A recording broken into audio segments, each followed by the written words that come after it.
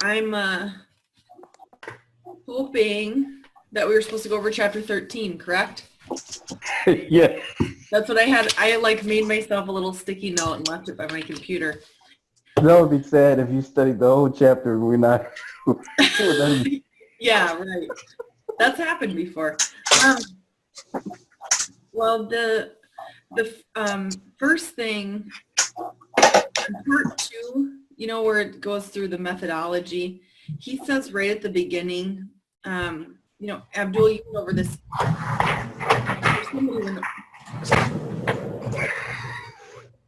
It sounds like someone's moving furniture. Everybody okay? Yeah, everything's good. Chapter 11, whoever went over that, right at the beginning it says, you know, I really recommend, number 1, skimming it. Number 2, rereading it with your business in mind. Mm-hmm. And then number 3 was using it as a reference. So when he said that in the book, I was like, well, we went over 11 and 12. I was like, well, whatever. Now when we're on 13, I'm like, oh my gosh, I really got to skim it, reread it, and, you know, incorporate, because this is a lot of material. Yeah. Yes. So, you know, I don't know how much time we want to spend on chapter 3 or 13, or if we want to reread it or whatever, but it's a lot to sink in. So, okay, so the chapter's is titled Prepare, and he goes into, you know, the surveys and, you know, knowing your market and all these statistics, how to get started and examples and incentives and effectiveness. I mean, this is really a big chapter. So at the very beginning, he really points out it's all about doing your homework and finding out everything you can before you create the rest of your survey funnel. So this preparation, in my opinion, just sounded like it's a lot of, you know, research and questions that you need to send out to your current client base, or somehow capturing email addresses. Do you guys have an idea of does everyone have an idea of how they would start their preparation? Yeah. What he's talking about is with that survey. I forget which survey he says that we should actually use. The deep dive. What is that? There? The deep dive. Yeah, the deep dive. But we should create. He recommends a program that we should use, and that's where we should start. We should, in that Survey Gizmo or one of those programs. He's saying that we should actually start the deep dive survey there, and that's where everything should begin. Yeah, Google Forms or Survey Gizmo. Yeah, Survey Gizmo. That's the one he recommends. And I don't know anything about that. Is that like Survey Monkey? Yep, it's the same thing, just a different program. Just a different program. Okay. Yep. I wanted to ask, Sean, what do you think about, I don't know if I asked you before, what do you think about the surveys? What do you mean? Like starting off before you actually, get the email. What is your thoughts on that? Like asking the question first before you try to get the email. Oh, I mean, that's how you do it. A lot of people love to take surveys, and a lot of times to glean the email, if you want the results of your survey, that's how you get the email. Okay.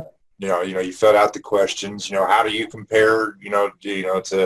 To every other, whatever your niche is. Are you say it's a marketing? Answer these 10 marketing questions to see if you're a top marketer. And when they go through it, obviously, and I mean that's what we're answering. When they answer it, if they answer questions that are advanced, you'd send them an advanced email. If they answered questions that were beginner, they'd put them into a beginner sequence. But at the end of that survey, you would say, well, okay, we want want to see how you compare to other marketers, because everybody wants to know, enter your email and we'll send you the results. Yeah. So is that a feature on Survey Gizmo, or what do you use, Sean? I actually use ClickFunnels. ClickFunnels has an Ask Campaign and a literal Ask Campaign funnel in it. They do? It's Yeah. called what? Click what? ClickFunnels. I never knew that. Let me, Huh, that's interesting. let me see here real quick. Do you guys think you could also do like some type of a like Facebook Live or Facebook video just saying, you know, hey, you know, this is you know, Abdul with How to Find Your Passion Now. I'm just sending this message out to see, you know, what are the 3 biggest questions you guys have about X, Y, or Z? What if you did something like that? Would that, I mean, that's still considered a survey, right? Yeah. Yeah, Maybe but the not. survey, it actually collects the data, and then from there, you can kind of find out what it is that your audience is actually searching for, and then you can in turn that data into creating a product, creating a service. It just helps you kind of form what it is that you can create for your audience. Okay. That's what's diving deep basically is. Can you guys see my screen? Yeah. They actually have a technical survey funnel, and then they actually have an Ask Campaign funnel that's modeled off of this book. Wow. Could you just click in that for a second? Which one? Mind? That one, the Ask Campaign. Is this one of his programs, the Ask Campaign? No, this is, everybody's tied in together. I mean, that's at the end of the day. So it's a bunch of different templates from different experts. Yeah, yeah. And what's the cost of this per month? It ranges on how far, I mean, how much you get. Like here's a Ripland Ask Campaign, Jason. I mean, these are different people's versions of Ask Campaigns. I mean, is it like $29.99 a month? No, it's like quite expensive. $99? It's 97. It starts at 97. 97 up to 297. Yeah, that's what I pay. Would you recommend that, Sean, for people like business owners like me, or do you just recommend, I mean, is that something, that's just a service that you provide where you can, you know, do this service for, you know, multiple people? Well, I mean, if you're just going to start off with the surveys and something, I would start off with something cheap like Google Forms or SurveyMonkey or Gizmo Survey. Okay. Yep. Another thing on this too is on the ClickFunnels. A lot of people, they don't tell you this. It's not just the $99 and the $299 option, because one of these is actually in an affiliates platform. So you can get this without the affiliates platform with the broadcast email and the funnels for $197 a month. But that actually includes your autoresponder for your emails and stuff like that. So you're going to pay $100 for this, whether you go to Aweber or GetResponse or something like that. But I mean, you can literally do this inside WordPress. You could do this inside HTML. It just takes a lot longer. So why am I leading this chapter? Why is Sean not leading this chapter? Yeah, this book definitely takes, if you've never done it before, it probably takes definitely a couple tries to really get to understand it. But once you learn the lingo, then you really have it.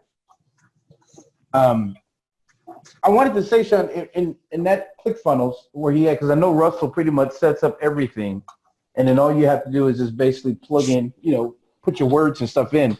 So basically it has it set up where all you probably have to do is just add your questions, Sean, and then you're done. Yeah, I mean, I had graphics and stuff like that. And I tell you though, I'm watching ClickFunnels like a hawk right now because Facebook is starting to knock down ClickFunnels links. Uh-oh. That's no good. Because they don't like the third parties, any third party, or are they creating their own, or what? Because you just have this flux of, to be frank, shitty marketers putting out shitty ads, and it's spamming the domain. If that makes sense. So that's kind of why ClickFunnels that they introduced, where you can actually register your own domain and stuff like that. I mean, but I'm not deterring away from it yet, but I'm watching it. So that's something I do want to say, if you are going to use it with your own domain. You don't want the danafisher.clickfunnels.com anyway, though.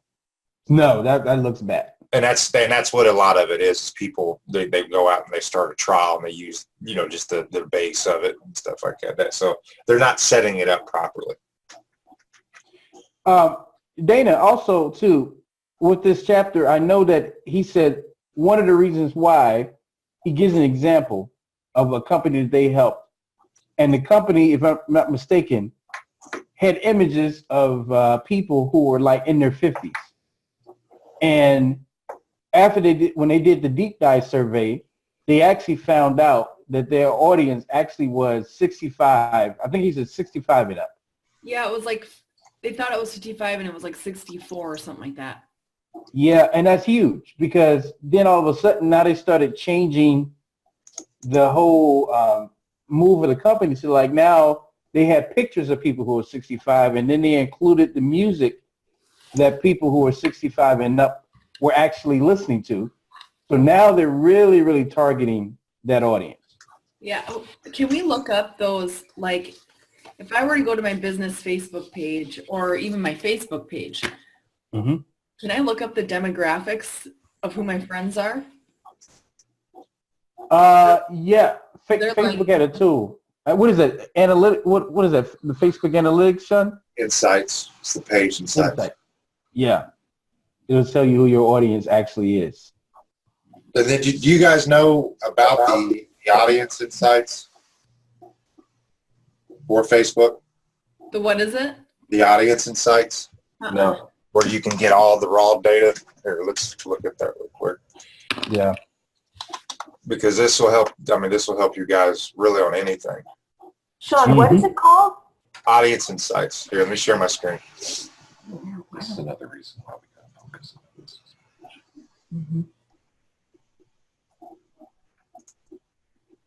But yeah, while you pulling it up, Sean, I could totally see how they missed the mark with that their demographic, especially when they thought they were in their 50s. Sean, how are you spelling that? It's right here.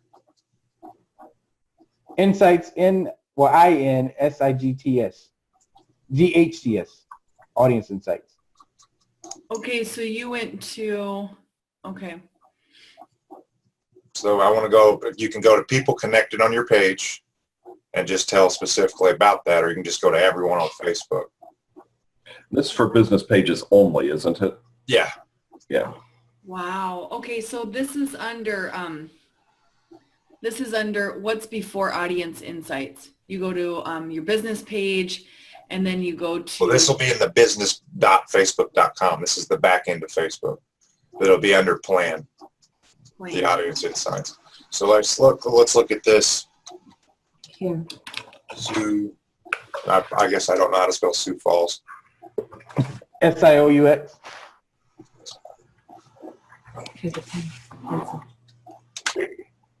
All right, Sioux Falls, South Dakota. I know it just gets real granular down to the population base. And you can actually go in here and you can actually take interests, business and industry. You can do household per income. I mean, it really breaks down as far as this. Household shows you the average household income size, home market value, estimated use home on survey responses and publicly, spending methods, how they break down home ownership compared to renting and renter compared to owner, purchase history, sports and outdoors. You're 25% higher than the national margin on sports and outdoors, so you can create campaigns around kind of like rustic, home for sale stuff like that. I'm in the auto industry, and it's just like a huge thing. Oh, Facebook ain't good for auto. If you look, this is the default setting of Audience Insights, in market for a vehicle. Someone in the Sioux Falls areas is going to be 100 times more likely than the national average to purchase a full-size sedan, a crossover. Yep. So, I mean, you can really get down in here if you Holy cow. get into, let's see, like home, single-family home, multi-family homeowners, renters, under 100,000. This is why, okay, because the politics. See, I mean, this is why there's such a deal with the Russian and the Facebook ads and the Trump. It's so granular with Facebook on who you send the message to. Wow. Mm-hmm. And actually, they actually took, it used to have job title. They took away the job title because of that. Do life events, away home from family, long distance relationship, new job, recently moved, upcoming birthday, work. I still got job titles. Look at me. Whoop, whoop. Holy cow. So this is going to be on our Facebook page. We can pull this up on our own Facebook business page. On your business page. On Well, our business page. it's the business part of Facebook. It's the back end of the business page. If you have a business page, it does not by default mean you have this. You have to go and create this. You have to look at the URL. If you see that, that's not www.facebook.com. Oh yeah, that's true. That's business.facebook.com. So you may have to go to business.facebook.com and actually create the back end of it. Okay. But I mean, there's just relationship status. Veronica, that'd be, where'd she go? She was here. I think she's still here. She is. Okay, I didn't see the tab, but I mean that might help. With when you create funnels for your advice column, the home market, you can really get granular as far as the home market on people that are getting ready to move, people that are getting ready to sell their house. I mean, there's just a lot of data in here. If we have Facebook ads set up, is business already set up for us? Or we have to specifically go in and create this? No, I think it's in your section. I think it's when you get. I wanted to say when you already create ads, but there is a tab. I'm trying to find it that you can actually click on and get to that section. Wow. Well, Sean, we may need you to walk us through this. No problem. I mean, I think it would be valuable, for us to see what our demographic is for each, city that we live in. Right. And community. that whole perfect customer, the whole buyer persona and all that, where you create that, this is where that comes into play. Because this is how, like we call her, Susie home buyer. She's 34 to 39, single mom, ready to move, first time home purchase. This is how you can actually get granular in this data and target the same things. Because I wanted to, limit to, what did I say, 35 to 39 women. Yep. Schools and shopping. Tinctured proprietors. And these have these lifestyle, they have these names. You have to kind of get into them. Like it's like Indiana's, like it's country living is a big lifestyle trend out here. And these are kind of the same as the affinity categories in Google advertising. Yeah. Some of the states. I wonder what some of the states means, because that's like 71% negative compared to the firmly established, urban diversity, rural parents. See, country comfort right there, 50% higher. So you guys, rural adventure. So it's a very outdoorsy, rustic, outdoor type up there. Yeah. Yeah. Will. Wow. But you probably didn't need Facebook to tell you that, but Wow, Sean. That's awesome. So I don't want to overstep my boundaries, but maybe you can more about that. I mean, I would be interested in you leading something on that, but yeah, we can do that. It's no problem.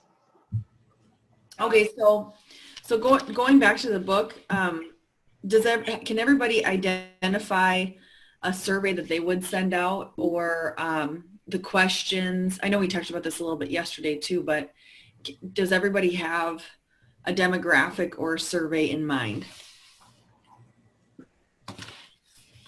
A survey in mind. Well, I was thinking, like, you start off with your deep dive survey and you kind of form questions based on what you think that maybe the audience, just to get more information. So it's like, Chuck came up with a good question with me, because the first question I asked, I think, was a little too broad. Chuck, you remember the question you had came up for me yesterday? I thought I wrote it down. Oh yeah, what's keeping you from going the next step in your life or something like that? Yeah. Yeah. And the open-ended questions are what they talked about. And that question right there would definitely start a conversation. We'll get the person to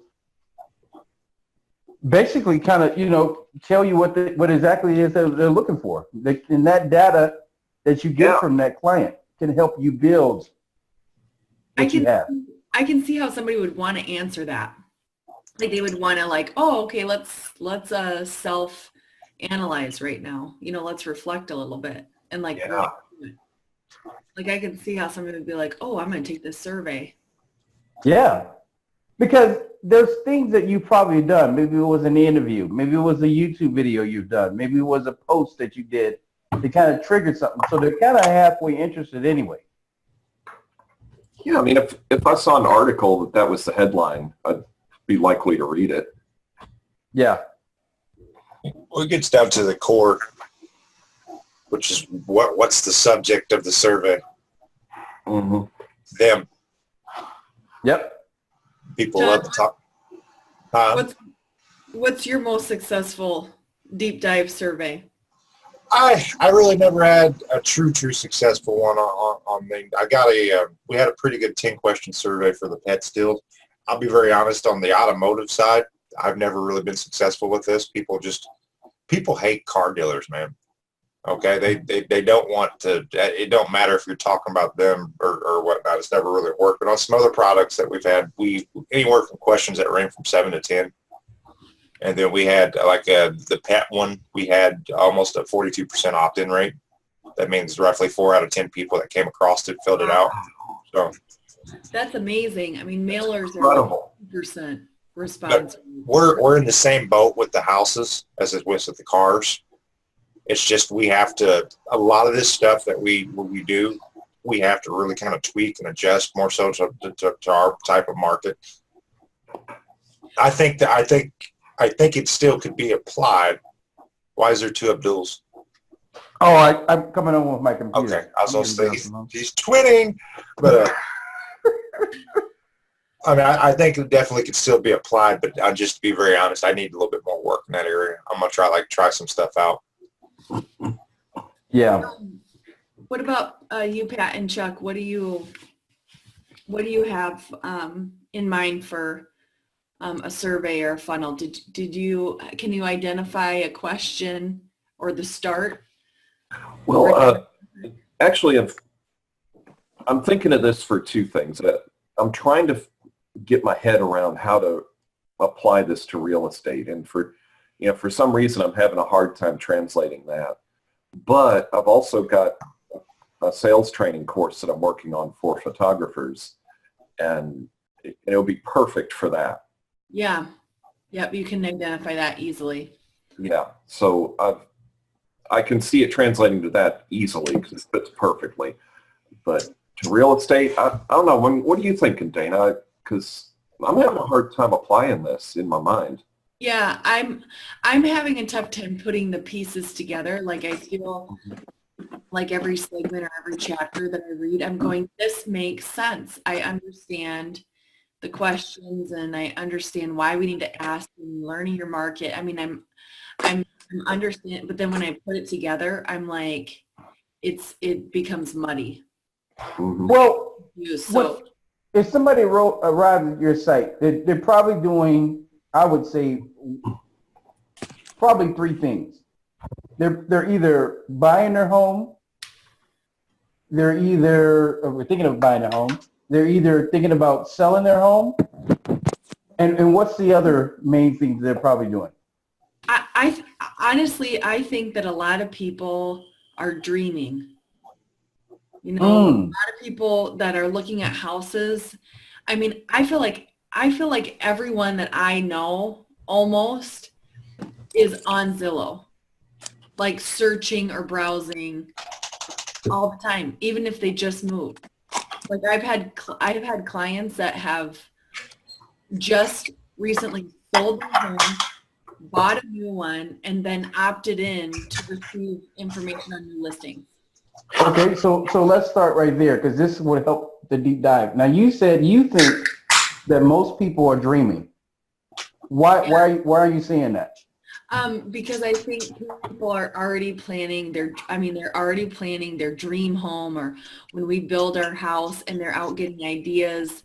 Like I feel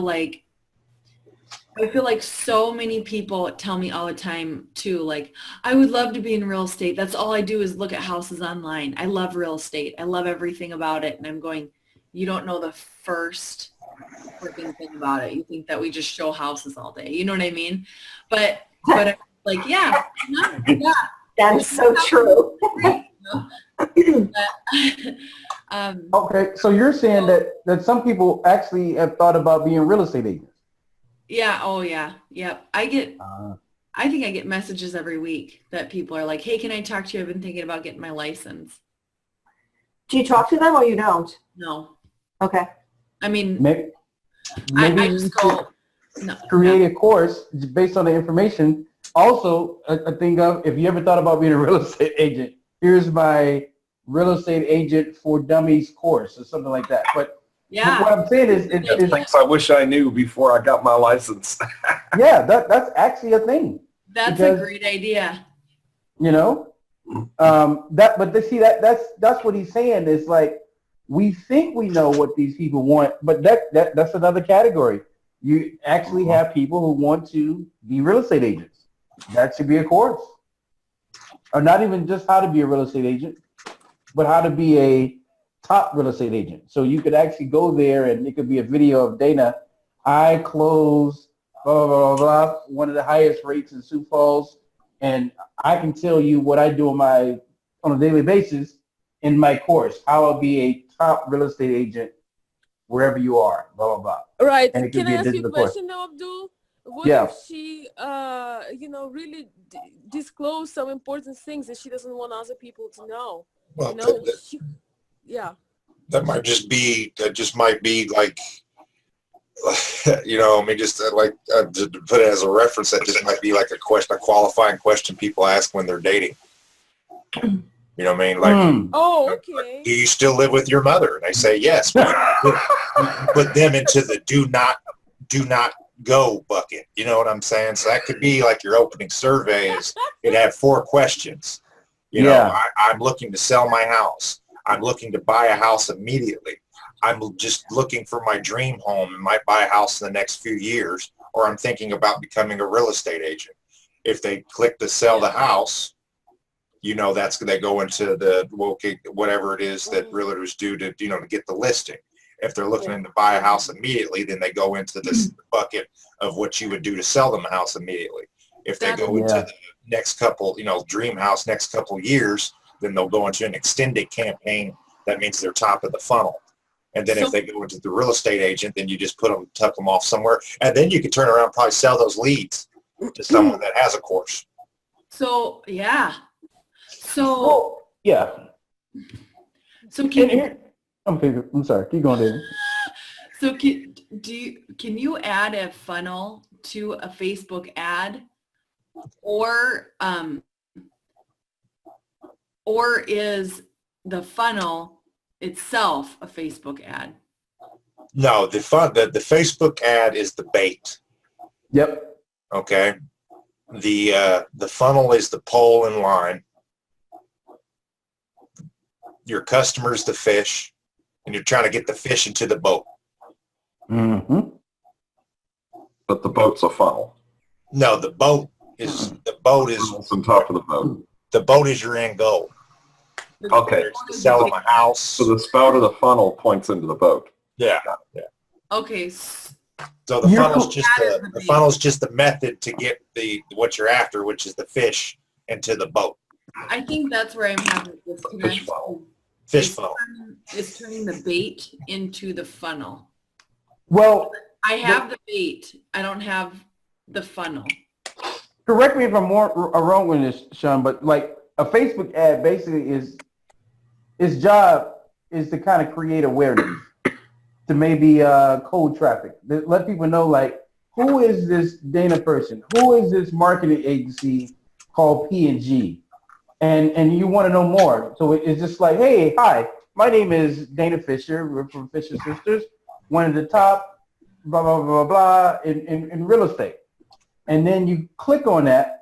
And then after you click on that, the next thing that is out there, I think, is more information on that video that you just kind of teased them with, I guess, or whatever. Is that right, Sean? Yeah, kind of. A Facebook ad can be, okay, there's 3 stages. That's what I'm saying. We really need to get into the buyer's journey because we've never really covered that. That's such a fundamental part of it.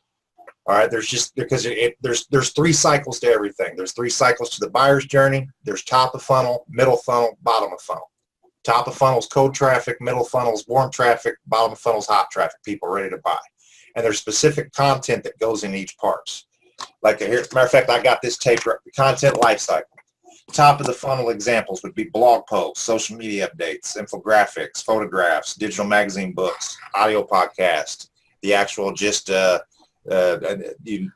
video, a microsite, a magazine, primary research, and you run ads to all these for people, and this creates, like you said, creates awareness. This is for people that don't know anything about it. You're just kind of generate awareness. Metrics that you gauge on this is one is offer awareness. You want to be retargeting for list growth, site engagement rates, number of inbound links, traffic by channel. Okay, and the whole point to the top of the funnel is to increase offer awareness, again, grow your retargeting list, increase engagement with your brand, and grow website traffic. Okay, so then once people interact with this specific type of content, they then get moved into a bucket called the middle of the funnel. And this is where you want to push the educational resources, software downloads if you have them, discounts or coupons, quizzes or surveys. And then you can do webinar and events on that. And that's also, this is also, the goals for that is email list growth, retargeting lists, because you'll see that on every one of them. And then you also, initial customer acquisition.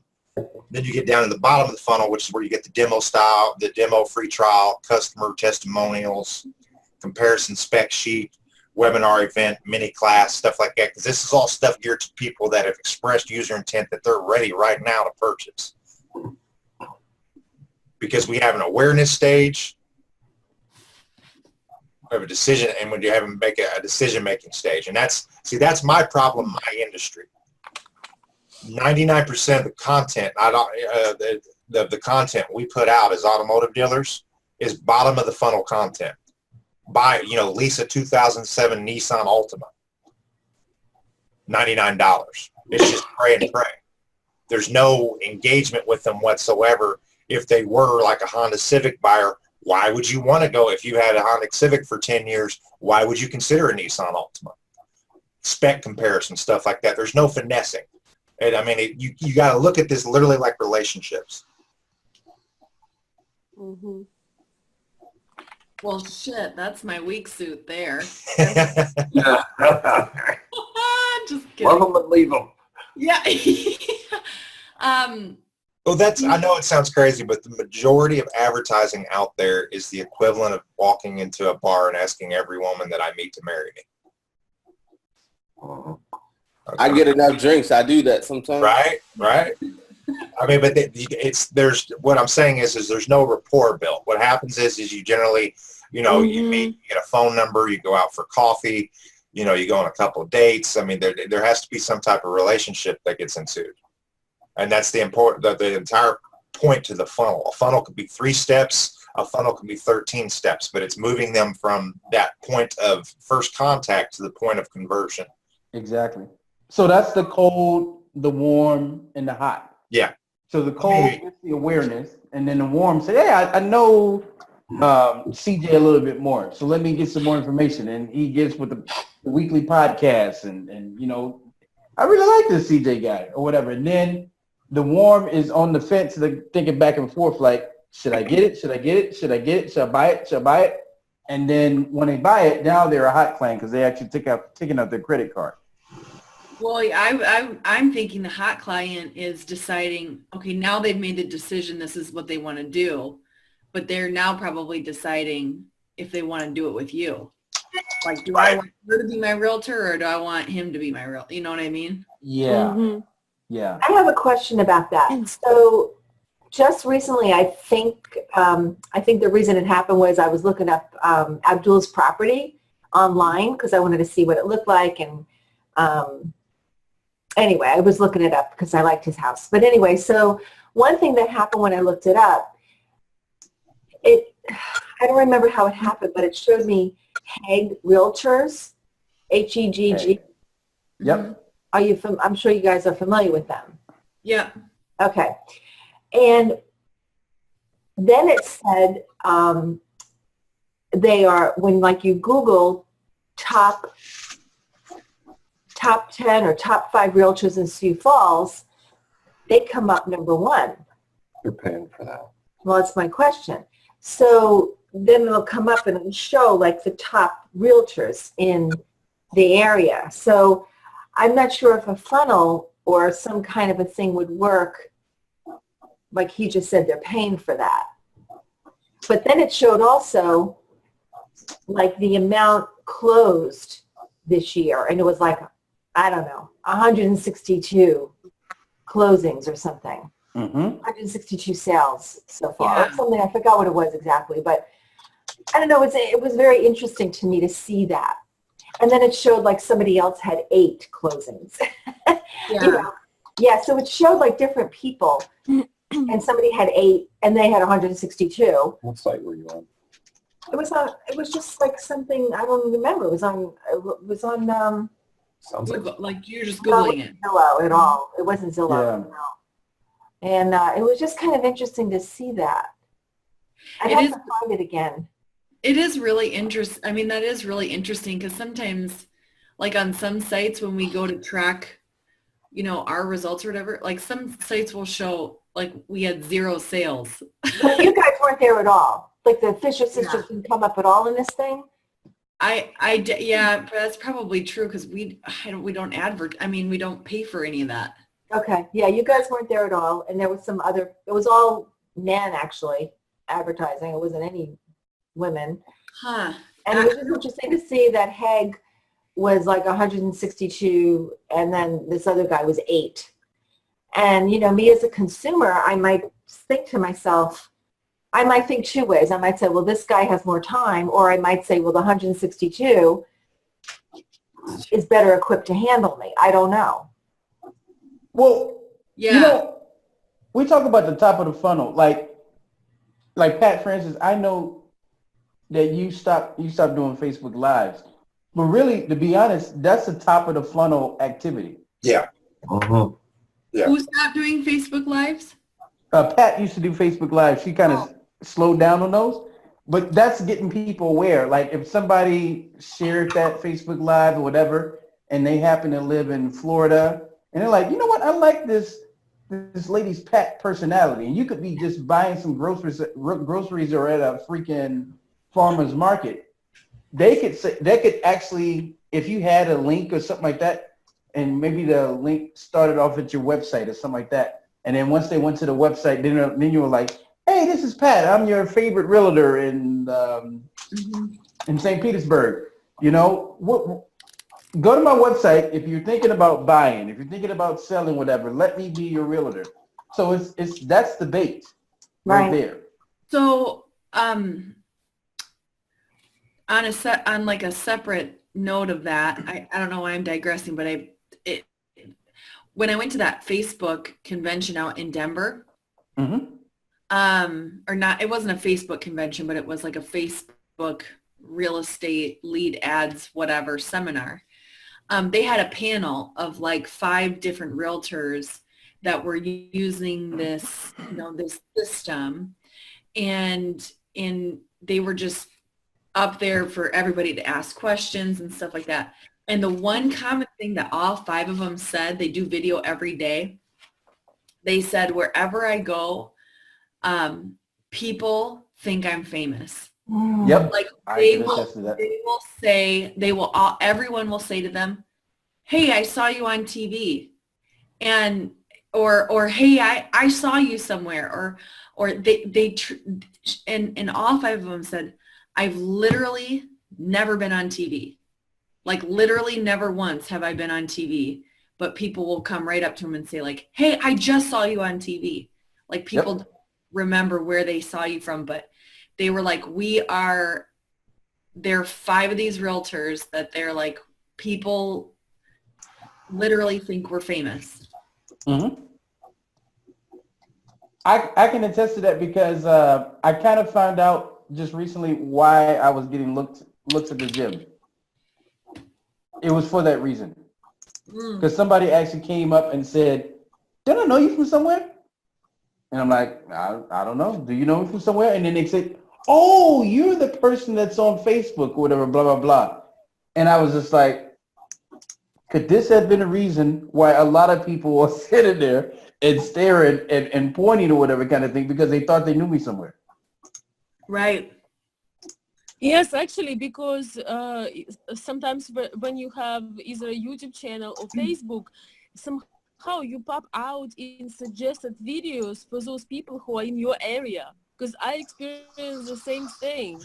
And some people recognize you and they watch you just because they know you. So like, hey, hello, you are there. So yeah, and that tells you again that you can't hurt yourself with being more public, especially online when you can reach more people like that. So CJ, Yolanda, Veronica, do you guys have an idea for your survey, for your deep dive survey, either a question, or do you have an idea on where you can either post it or send it? Yeah, I realized that. Okay, go ahead, CJ. You want to go? Where we going? I don't know. Dina just asked a question. Yeah, No, I don't have an idea just yet. Okay. Veronica? I'm getting ideas for sure. What's that? I say I am getting ideas to get my mind thinking it along those lines. I was just thinking that I really need to do this because I have many, like I have on Facebook, I have one page where I have almost 17,000 people follow me. On YouTube, I have 45,000 people follow me.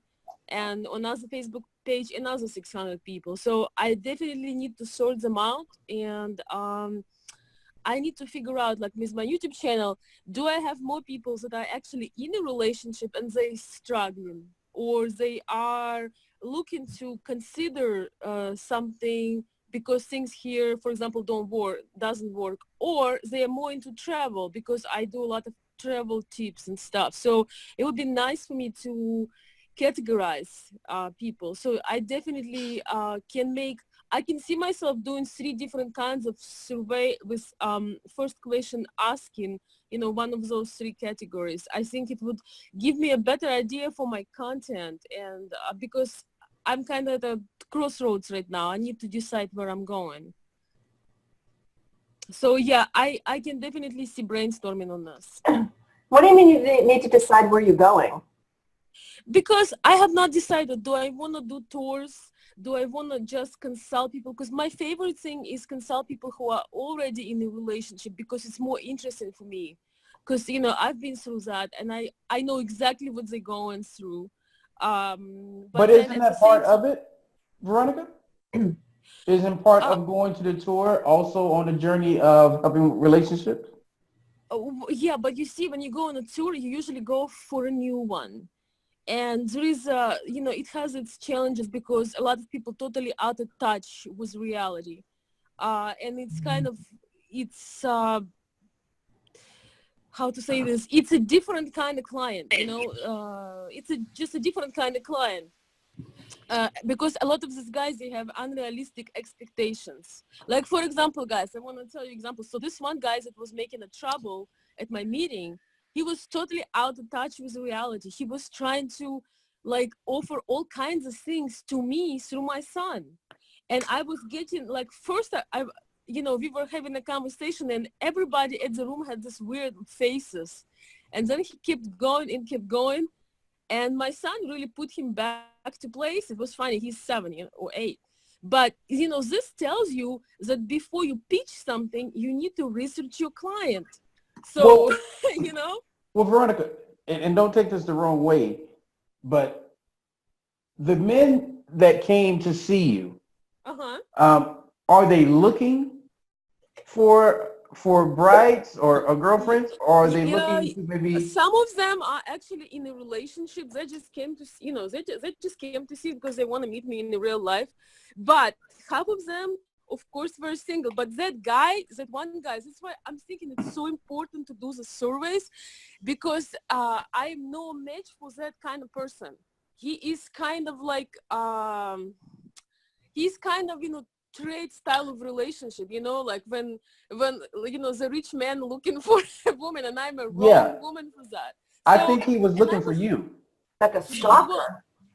Yeah, but you know, he was offering me stuff and trips, so he figured out I like travel.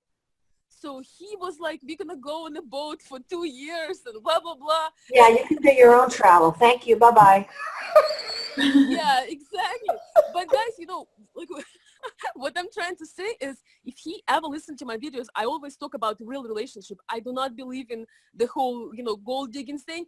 And he did exactly the opposite. And finally, he drove everybody crazy. So that's why I think that doing this research, so we do not look like that when we're trying to pitch something to somebody who is completely wrong for this. And that's why I do need to know better who I have. Who are these thousands of people who follow me? Are they people who mostly who want to get in a new relationship? Are they the ones that are already in and struggling? Or are those that just want to go and travel? So I really need to dig in to know better who I'm talking to, and then make 3 kinds of content. So what did Ruslan say? Oh my God, Ruslan was so much smarter than this dude. It was hilarious. He was so more mature than this guy. He basically told him, look, my mom will never marry you, period. he was like, he knows. I love that. So yeah, he told him that he just kind of like had a battle, you know, like a rap battle with him. He won in the end. That's hilarious. He really stand for me. I love that.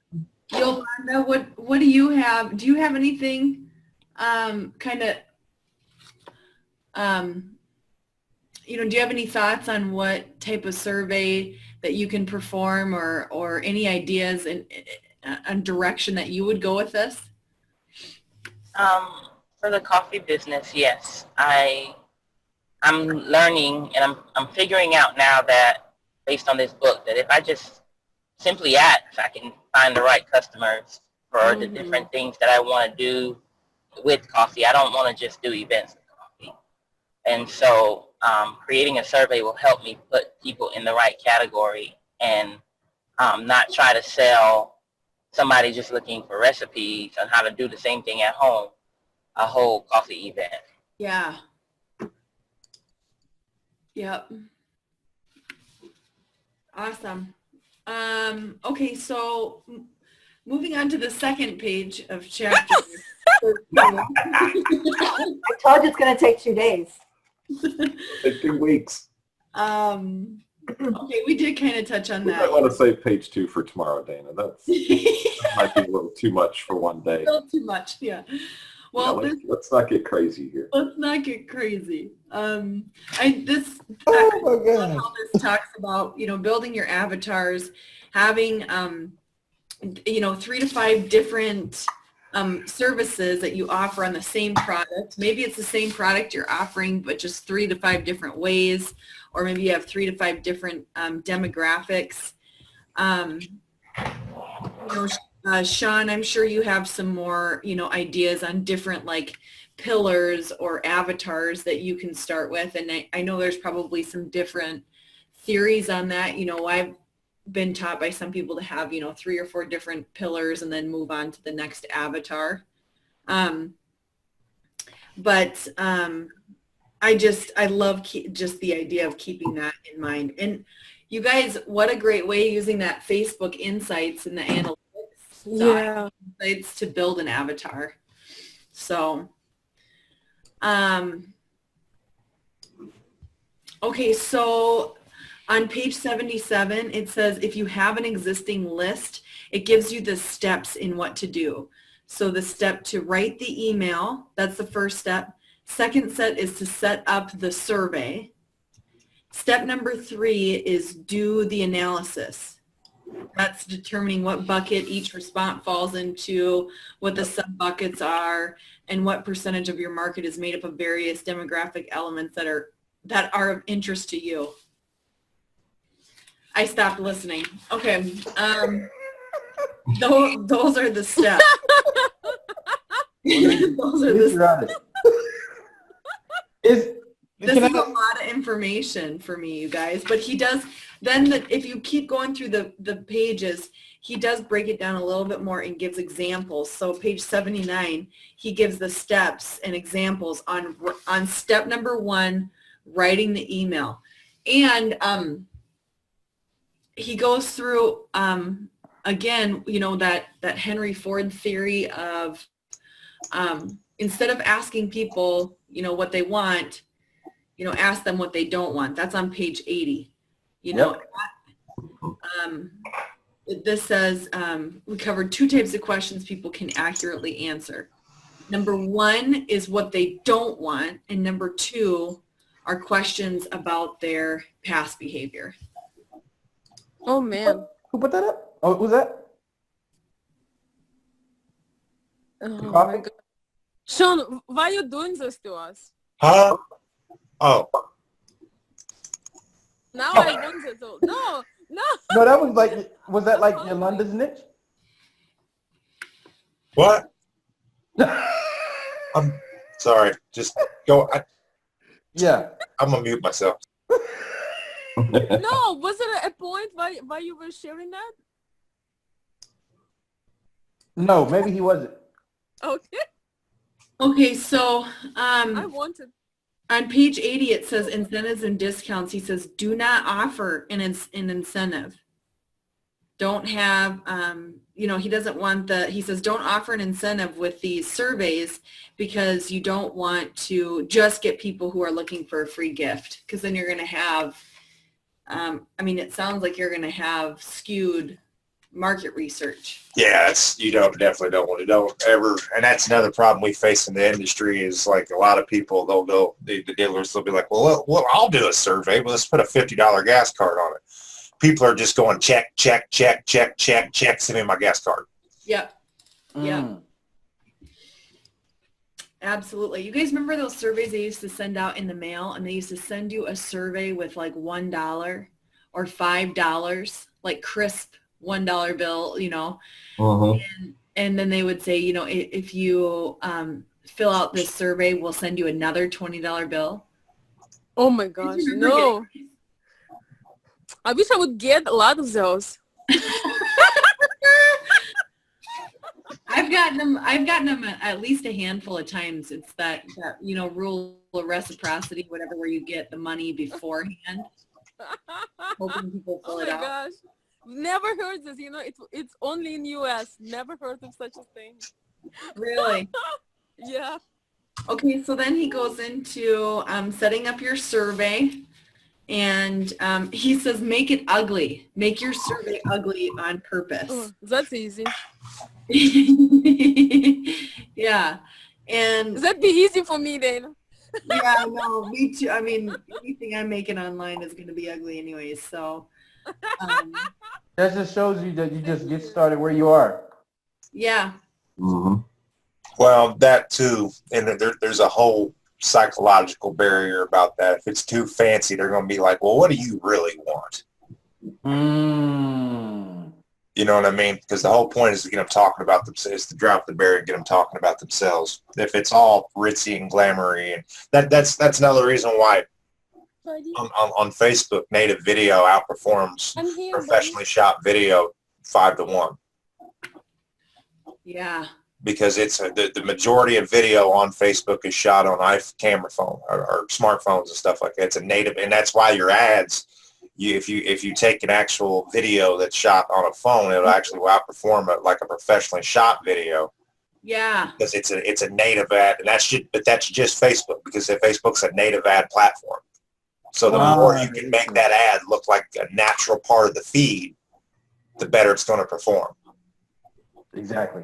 And then, but the most of the benefit though is you do that, and then when you come into the actual squeeze page, the squeeze page be professionally shot on the video, because that's when you're actually, trying to basically sell yourself and win them over. Yeah. Mm. Wow. Yeah, I agree, Dana. It is a lot, but it just lets us know that maybe we don't know who our real audience is. Like, this is a lot of work to find out who that is, and then once you find it out, then you can really target properly. Yeah. You guys know who your audience is. You really do. You mean the real estate agents or anyone? Yeah, everyone here. I mean, Sean, I think we overthink it. Exactly. Because, you know who your audience because is. when you get all of this information, like right now, I'm sitting here overwhelmed, and I don't get overwhelmed easily. But when you get all this information, it's almost like you don't even know anymore. Right. Well, but that's why you got to go back to the root, though. Like, I mean, you got to go back to your personal interactions with customers. You know the ones you want to work with, and you know the ones you don't want to work with. I mean, there's something there that when you meet a new person, there's something that they can tick off in your mind. Oh, I hope this is like this other guy. I really enjoyed working with them. Or they're like, oh, I hope this is not another one of these people. That was a nightmare. Yeah. You know your customer. You just have to map it out. You just have to map it out. You're right. Like, Yeah. I wonder how many common links there are that, we're missing. Like, how many of my clients are parents? How many are veterans? How many Exactly. are, Right. women only? How much make, X amount of dollars a year? How many are analytical versus, amiable? Like, things like that. I bet there's so many common links that we don't even know about with our current client base. I'm going to have to ask you to refrain from using large words. I don't know that last word. What word? What did I say? Amiable. Amicable. Oh. What? Amiable. I know it's too big before 7:30. What was that? I didn't know. I'm serious. What's that word? I don't know that word. I'm talking about like personality styles, like people who are amiable versus people who are analytical or drivers. Or amiables are like your people that, they're very concerned about other people. They're very feeling orientated. They want to make sure, they have. Got you. So it's like analytical's the numbers, strictly the facts, and the other one's more the emotional driven. Yep. Drivers Gotcha. are like, just tell me what to do, and then you got explosives who are like, look at me. Right. I'm dancing. Don't put that word on your survey, Dana. What? Analytical? Amiable? Leave Is that that an word off. insult? That might be it. You know what though? That might be a good one. Are you analytical or are you amiable? I'll be like, I don't know. Am I? I'm gonna have to go Google that. I mean, it might work, but they might not come back to this survey because they're busy learning about if they're amiable or not. So it's 6:02. Let's wrap it up. What do we want to do for tomorrow? Do we want to continue chapter 12? Yes. Because it's really a deep chapter. Pat has said we're probably going to take more than one day. Okay. Sean, Abdul, I guess you have somebody set up to present. I think Sean. Oh yeah, because you leave early tomorrow, right? Yeah, I leave early tomorrow. Okay, yeah, we could definitely chime in and help with that. I mean, like I also think that, Sean is a little bit more equipped Yeah. to lead this. I love more. I am, but What, the rest of the chapter? 13? yeah, I just feel like, the information that you provide is Yeah. probably going to be a lot more valuable. And who who knows, maybe we want to spend more than one day on it. I don't know. This is just a lot of information. I know, but you're overthinking this. And again, just every person has done this before in their life, especially the women. Okay, and I say that because women traditionally have more options when it comes to dating than men do. When you're sorting out, you have done this time and time again. You're vetting people. You're just on sales side too. Yeah. You're pre-qualified. Getting real good at it too. Yeah, that's all you're doing. You're what is that? Separating the wheat from the chaff. That's all you're doing. Break the metaphors down, bro. Huh. Hit that game. I like where this is going. I don't know if I agree with it, but yeah, I like the idea that we have more options. I mean, Okay. come on, you're just not going to go out on a date with any guy. They're going to have some qualifiers, man. Yeah. Yeah, that is true. That is true. Well, unless you're not good at picking, Right, that's true. then that's where the wheels come off right there. I Hey, think Dana and I are too good at picking and We're taking too the good at peels off. Yeah, you're right. We're too good. Got broken pickers. I'm sure that's it. you guys are funny. Hey, All Dana, right, can I pause you real quick and ask you a quick question after Yeah. this? Yep. Okay. All All right. right. Thanks, you guys. See ya. Have a good day. All right. Sean, didn't you have, or did we miss out on the question that you had for? Yeah, I don't need to ask that. I was sorry. basically just Ask saying it, man. something I need to ask. I don't need to ask. I know I'm sorry, did I I know cut the you answer off? already. Go ahead. Go ahead and ask. It's nothing I want to talk about really. It's just something it's a weird long story, but I already know the answer to the question, so there's really no point in going through it. All right. In the group, in the 5A, in the Facebook group, I put both the buyer's journey, 2 different breakdowns in there, and there's also a PDF called the Content Life Cycle that could help you with like just top of funnel, middle of the funnel, bottom funnel content. Good looking It at. shows the goals and what you look for and all types of stuff on there. That'll help make tomorrow make better sense. All right. Definitely. Thanks. No problemo. You're the man. Whatever. I am not. I try to be, but it's Well, just- you're a man. maybe when I grow up. When I grow up, I want to be like Chuck. Not Abdul. Chuck, do you have host ability right now? Are you the host? Actually, you are. How do I stop recording this thing? I see it.